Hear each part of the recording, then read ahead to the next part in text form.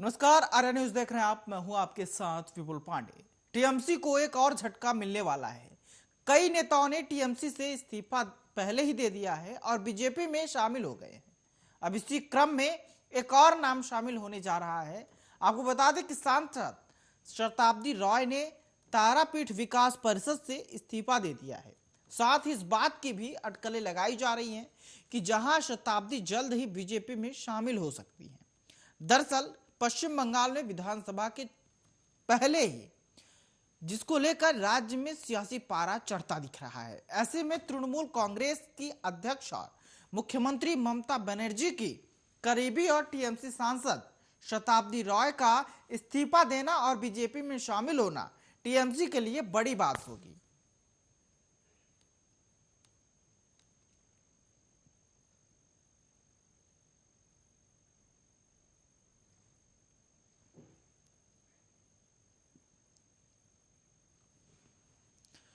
तो कहीं ना कहीं बता दें कि पश्चिम बंगाल में आगामी विधानसभा चुनाव है, जिसको देखते हुए कहीं ना कहीं आपको बता दें कि ममता बनर्जी की मुश्किलें बढ़ती जा रही हैं। इसके पहले आपको बता दें कि शुभेंदु अधिकारी ने भी टीएमसी का साथ छोड़ा था। तो एक बार फिर टीएमसी को बड़ा झटका लगा है। सांसद शताब्दी रॉय ने इस्तीफा दे दिया है और तारापीठ विकास परिषद से उन्होंने इस्तीफा दिया है, जहां पर जानकारी लगाई ये जा रही है, सूत्रों का यह कहना है कि वो जल्द ही बीजेपी में शामिल हो सकती हैं। तो इससे पहले कई टीएमसी के नेता बीजेपी में शामिल हो चुके हैं। बता दें कि आने वाले विधानसभा चुनाव में टीएमसी और बीजेपी की कड़ी टक्कर होने वाली है, जिसको देखते हुए ममता बनर्जी की मुश्किलें लगातार बढ़ रही हैं। एक बार फिर मुश्किलें बढ़ी हैं और उनको तगड़ा झटका लगा है। इससे पहले ममता बनर्जी ने एक बयान दिया था कि जिसको पार्टी पसंद नहीं है वो जा सकता है, किसी को हम रोकेंगे नहीं। जिसको देखते हुए एक बार फिर टीएमसी को कहीं ना कहीं ये बड़ा झटका लगा है। इससे पहले कई टीएमसी के नेता बीजेपी में शामिल हुए थे।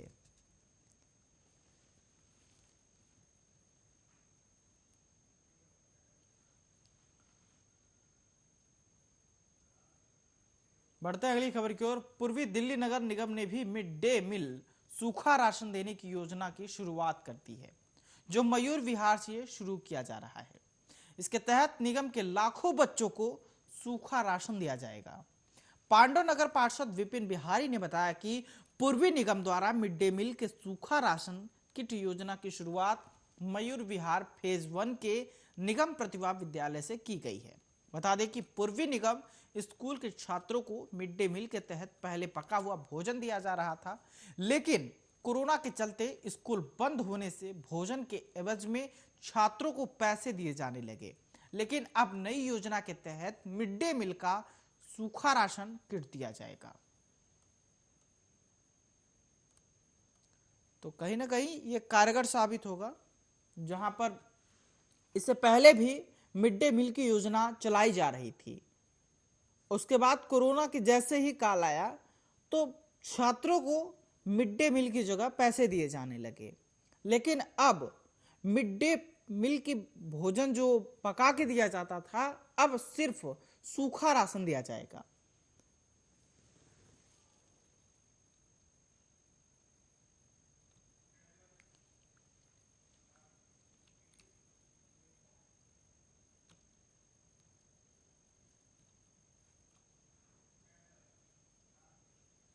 इसी बीच बड़ी खबर आ रही है। बता दें कि कृषि कानून के विरोध में किसानों का आंदोलन जारी है। किसानों के समर्थन में सड़कों पर कांग्रेस उतर चुकी है।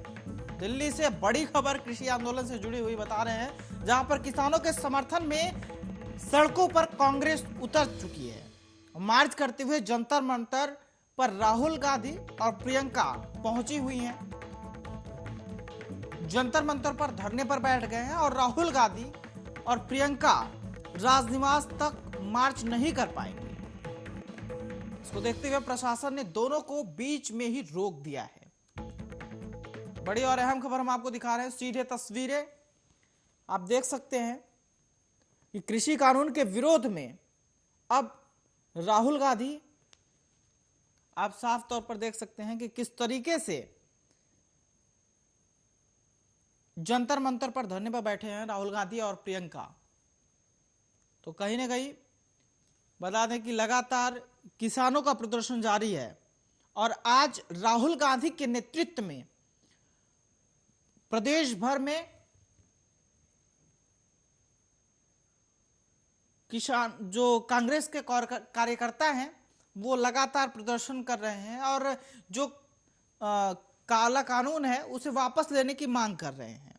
बता दें कि उनका कहना है कि हम किसानों के साथ हैं और जो किसान कह रहे हैं कि काला कानून वापस लिया जाए, वही कांग्रेस के कार्यकर्ता भी कह रहे हैं कि सरकार आखिर क्यों किसानों की बात नहीं मान रही है। तो कहीं ना कहीं आप देख सकते हैं कि किस तरीके से राहुल गांधी और उनके साथ में प्रियंका वाड्रा पहुंची हैं। बता दें कि आज इस खबर पर ज्यादा जानकारी के लिए जसवंत गोयल हमारे साथ जुड़ चुके हैं। जसवंत, जिस तरीके से प्रदर्शन किया जा रहा है, क्या कुछ अपडेट है? ये बताया जा रहा है 2 दिन पहले सोनिया गांधी ने बोला था कि हम पूरी सभी विपक्ष की पार्टियों के साथ मिलकर किसानों के आंदोलन से राष्ट्रपति से मिलेंगे और उनके हक में आएंगे। किसानों का कहना है हम किसी पार्टी का समर्थन नहीं लेना चाहते। अगर कोई समर्थन देना चाहती है बगैर झंडे बगैर पार्टी के साथ हमारे आए और हमारे प्रदर्शन में बैठे शामिल हो। हम किसी पार्टी का नेतृत्व नहीं करना चाहते। अगर हम किसी पार्टी का नेतृत्व करते हैं तो हमारा धरना प्रदर्शन विफल हो जाएगा। जिस तरीके से आज नवे दौर की बैठक है किसान और सरकार के बीच में, लेकिन इससे पहले ही इस तरीके का प्रदर्शन क्या कुछ कहता है?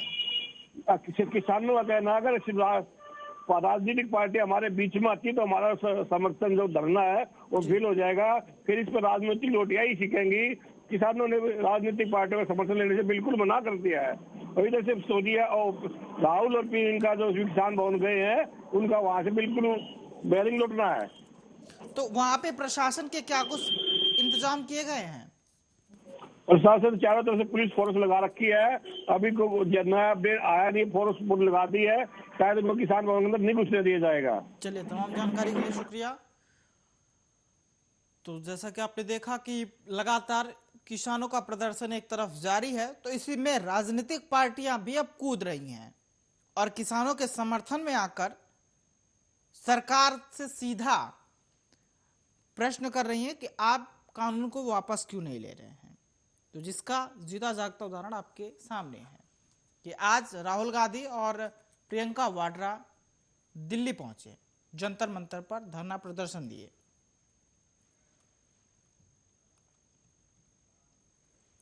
इसी बीच बता दें कि सिद्धार्थनगर जिले में पुलिस ने बड़ी सफलता पाई है। पुलिस ने चोर गैंग के 4 शातिर चोरों को गिरफ्तार किया है। मुखबिर की सूचना पर पुलिस की टीम ने इन चारों को जमुआर नाले के पास से उस वक्त गिरफ्तार किया जब नेपाल जाकर चोरी का सामान बेचने की फिराक में ये शातिर चोर थे। शातिर चोरों के पास से सोने चांदी के जेवर, नगद रुपए व 1.5 किलो गांजा पुलिस ने बरामद किया है। आपको बता दें कि इन चोरों पर पहले से ही कई केस चल रहे थे। एक चोर पर 18 तो दूसरे चोर पर 17 मुकदमे दर्ज थे। पकड़े गए चोरों के खिलाफ मुकदमा दर्ज कर आगे की कानूनी कार्रवाई की जा रही है। इस कार्य के लिए पुलिस टीम को पुलिस अधीक्षक ने 5,000 रुपए से पुरस्कृत भी किया है।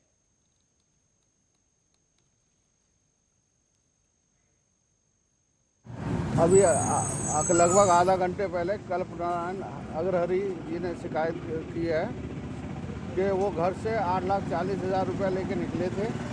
रास्ते में 2 मोटरसाइकिल वाले बदमाशों ने एक आदमी पिस्टल लिए हुआ था, पिस्टल दिखाकर उनसे छीन लिए हैं। जांच कर आवश्यक कार्रवाई की जा रही है। कृषि कानूनों के खिलाफ दिल्ली की सीमाओं पर बैठे किसानों का आंदोलन 51वें दिन भी जारी है। केंद्र सरकार और किसानों के बीच 9वें दौर की वार्ता आज हो रही है। बता दें कि इससे पहले सुप्रीम कोर्ट की समिति के एक सदस्य के नाम वापस लेने के बाद बातचीत को लेकर असमंजस की स्थिति थी। कांग्रेस कृषि कानूनों के विरोध में देशव्यापी प्रदर्शन कर रही है और कांग्रेस सभी राज्यों के राजभवन का घेराव कर राज्यपाल को ज्ञापन सौंपेगी। ऐसा है प्रदर्शन जो दिल्ली में हो रहा है, उसमें राहुल गांधी शामिल हुए हैं। सूत्रों का कहना है कि बीते 1 घंटे से ज्यादा समय से सरकार और किसानों की बैठक चल रही है, वह पिछले दौर की तरह ही चल रही है। दोनों पक्षों के बीच गतिरोध जारी है। हालांकि कांग्रेस की कई प्रदर्शनकारी जो हैं, कार्यकर्ता को भी गिरफ्तार कर लिया गया है, ऐसी सूचना आ रही है। वहीं दूसरी तरफ आपको बता दें कि किसान नेता राकेश टिकैत का कहना है कि अगर सुप्रीम कोर्ट कहता है कि लाल किले पर किसान रैली नहीं निकाले तो हम इस रैली को नहीं करेंगे। इसी बीच प्रियंका गांधी और राहुल गांधी दिल्ली के जंतर मंतर पर धरना पर बैठ गए हैं।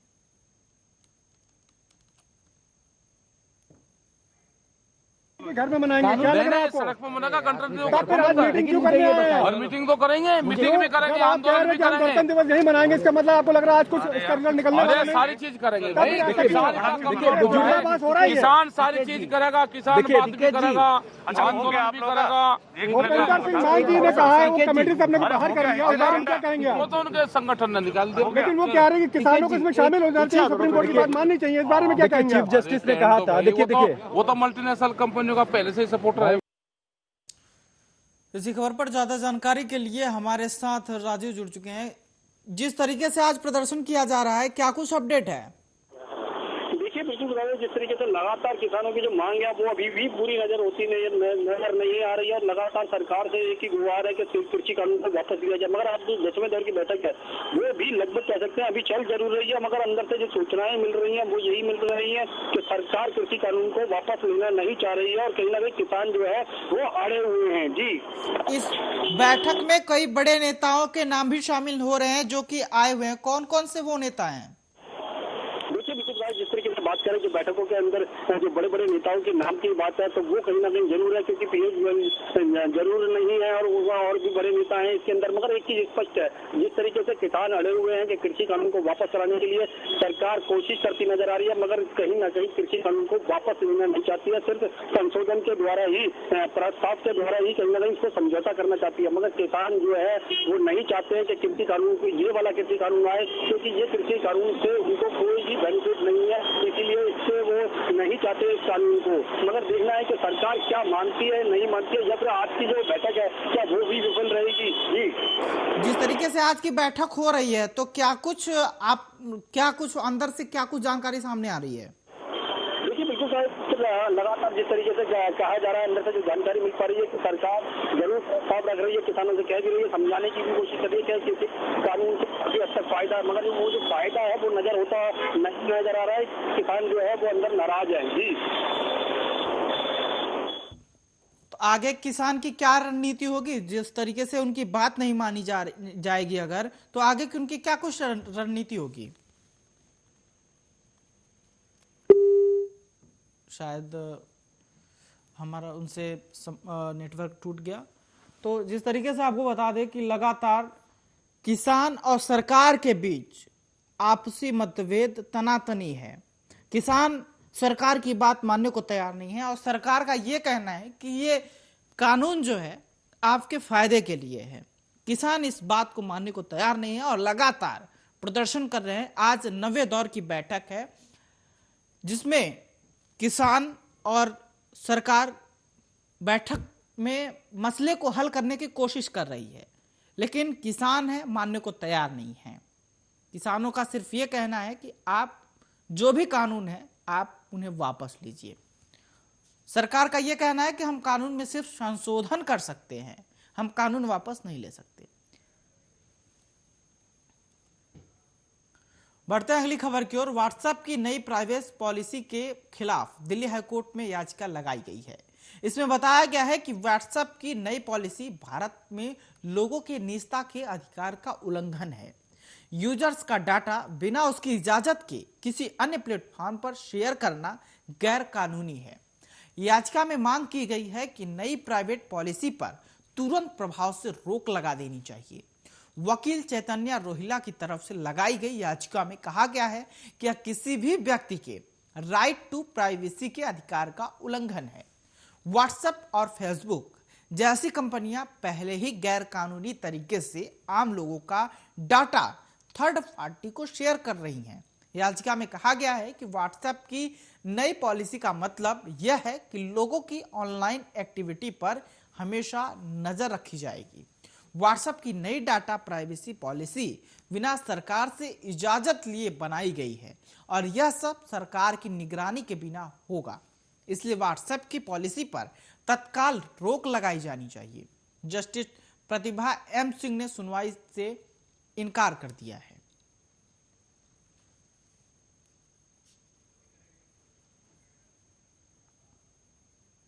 तो इस वक्त की खबरों में फिलहाल इतना ही। देश दुनिया की तमाम खबरों के लिए देखते रहिए आर्या न्यूज़। नमस्कार।